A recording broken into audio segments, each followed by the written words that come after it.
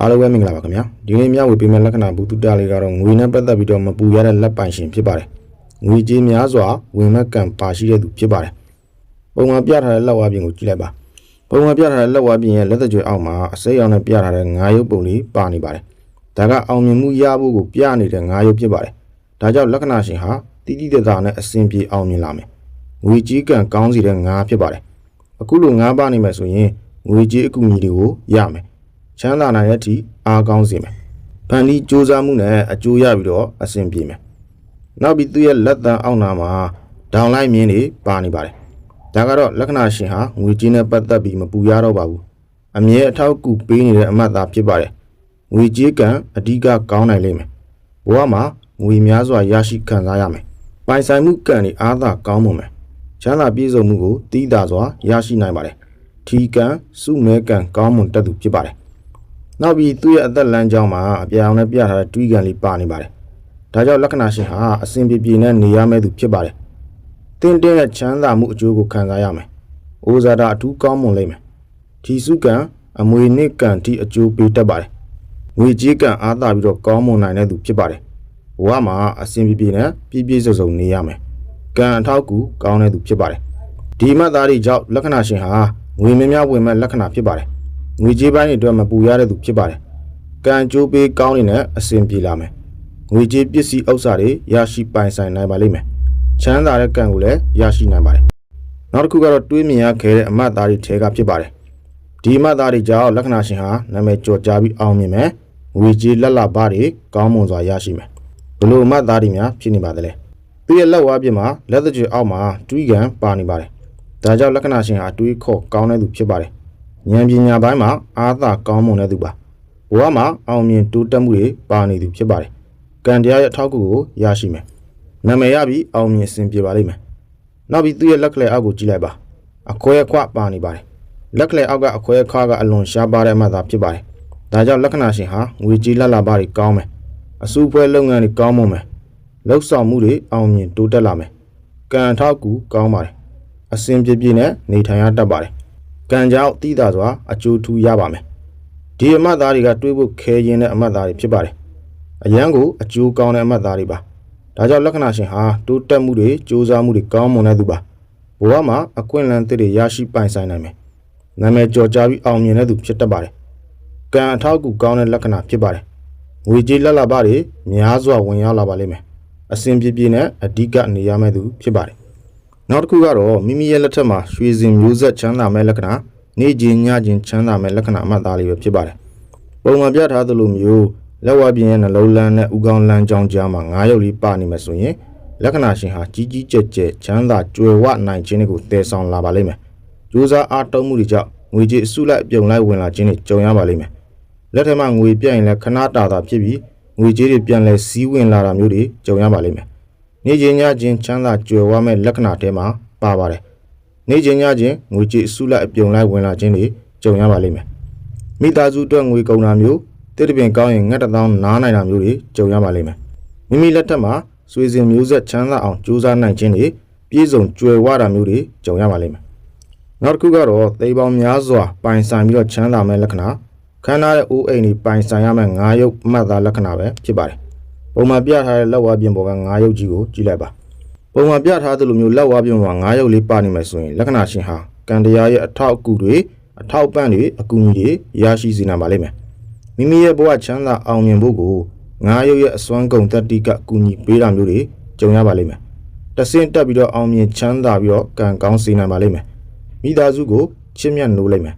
သားကောင်းသမီးကောင်းတွေရရှိစေတာမျိုးတွေကြုံရပါလိမ့်မယ်ခန္ဓာရဲ့အိုးအိတ်တွေပိုင်ဆိုင်မှုရှိစေဖို့9ရုပ်4ရက်ကူညီပံ့ပိုးပေးတာမျိုးတွေခံစားရပါလိမ့်မယ်။သိမ်းပေါင်းများစွာရရှိစေတာမျိုးတွေပိုင်ဆိုင်ချမ်းသာစေတာမျိုးတွေကြုံရပါလိမ့်မယ်။လူကြီးသူမတွေရဲ့အဆောက်အအုံတွေရရှိစေနိုင်ပါလိမ့်မယ်။ဘဝကိုနေရာကမြင်းစေတာမျိုးတွေဖန်တီးနိုင်ပါလိမ့်မယ်။နောက်တစ်ခုကတော့ထီယိုလန်းအကြောင်းပါ။ပုံမှန်ပြထားတဲ့ထီယိုလန်းကိုကြည့်လိုက်ပါ။သူရဲ့လက်ဝါးပြင်ပေါ်ကကန်လန်းထီယိုဟာစနေဂျူကုံမှာခရင်ခွားတွေနဲ့အစုံသတ်ထားပါတယ်အမျိုးသမီးတွေပိုင်ဒါဟာဆရာကတော့ဖြစ်တတ်ပါတယ်လုပ်ငန်းတွေလည်းမိမိလုပ်ချင်တဲ့လုပ်ငန်းကိုကိုယ်ပိုင်ဆုံးဖြတ်ချက်နဲ့လုပ်ပိုင်ခွင့်ရှိပါတယ်အဲတောင်ဘက်မိဘအကြီးအကဲတွေရဲ့ချုပ်ချယ်ခြင်းကနေလွတ်ကင်းတတ်ပါတယ်မိမိကိုယ်တိုင်ကလည်းအလုပ်တစ်ခုကိုလုပ်မယ်လို့ဆုံးဖြတ်ချက်ချပြီးရင်မဖြစ်မနေလုပ်ကင်တတ်ပါတယ် နောက်ပြီးတယူတန်ပြီးတော့ခေါင်းမာတဲ့နေရာမှာလည်းသူတို့အပြင်2ယောက်မရှိပါဘူးစနေတီယိုဟာခရင်ကွာ3ခုနဲ့အစုံသက်ထားလို့လက္ခဏာရှင်ဟာကိုယ်ပိုင်လုပ်ငန်းတွေတစ်ခုကနေ2ခု3ခုချဲ့ထွင်ပြီးတော့လုပ်ကိုင်ရတတ်ပါတယ်အဲ့ဒီစနေတီယိုဟာစနေဂျူကုံမှာအစုံမသက်ပဲနဲ့လက်ခလက်ရဲ့ပထမအရစ်ထဲကိုစနေတီယိုရောက်သွားမယ်ဆိုရင်လှုပ်ထားတဲ့လုပ်ငန်းတွေစုံရှုံပျက်စီးတတ်ပါတယ်နောက်ထပ်လက်ဝါးပြင်တစ်ခုကိုကြည့်လိုက်ပါသူ့ရဲ့လက်ဝါးပြင်မှာလက်ဝါးပြင်တစ်ခုလုံးမှာရှိတဲ့ဂျူခုံတွေကမူးမောက်အားကောင်းနေပါတယ်နောက်ပြီးသူ့ရဲ့အောင်မြင်လမ်းကြောင်းကိုကြည့်လိုက်ပါအောင်မြင်လမ်းကြောင်းရဲ့ဘေးမှာနှလုံးလမ်းကြောင်းအထက်လက်သကြွယ်အောက်မှာဇီဒီပုံကအထင်ရှားထွက်ပေါ်နေပါတယ်ဒါကြောင့်လက္ခဏာရှင်ဟာအလူတန်းတွေမကြာခဏပေးရတတ်ပြီးတော့အဆောက်အအုံကောင်းနေလဲရှိနေတတ်ပါတယ်တခုခုအစိုးကောင်းဖြစ်တော့မယ်ဆိုရင်စိတ်ထဲကနေအလိုလိုကြိုသိနေတဲ့ခံစားမှုမျိုးလှုပ်ဆော်တတ်ပါတယ်ဒီလိုလက္ခဏာရှင်တွေဟာနှလုံးထီသုံးလုံးထီလဲမကြာခဏပေါက်တတ်ပါတယ်နောက်ပြီးသူရဲ့အင်္ဂါလွင်ပြင်လို့ခေါ်တဲ့လက်ဝါးပြင်အလဲတက်တက်ဟာပုံမှန်ပြထားသလိုမျိုးပြည့်ပြည့်ဖြူဖြူလေးရှိပြီးတော့ခွက်မနေဘူးဆိုရင်နှလုံးထီသုံးလုံးထီဒိုင်လုံးမယ်ဆိုရင်အောင်မြင်မှုရတတ်ပါတယ်နောက်ပြီးသူရဲ့လက်ညှိုးအောက်ကကြာတာပြီးဂျူခုံကလည်းမူးမောက်အားကောင်းနေပါတယ်ဒါကြောင့်လက္ခဏာရှင်ကိုပညာရေးတွေးခေါ်အားကောင်းစေပြီးတော့ဘာသာတရားကိုအလေးထားတတ်ပါတယ်မိသားစုအပေါ်မှာလည်းဩဇာညောင်းတတ်ပါတယ်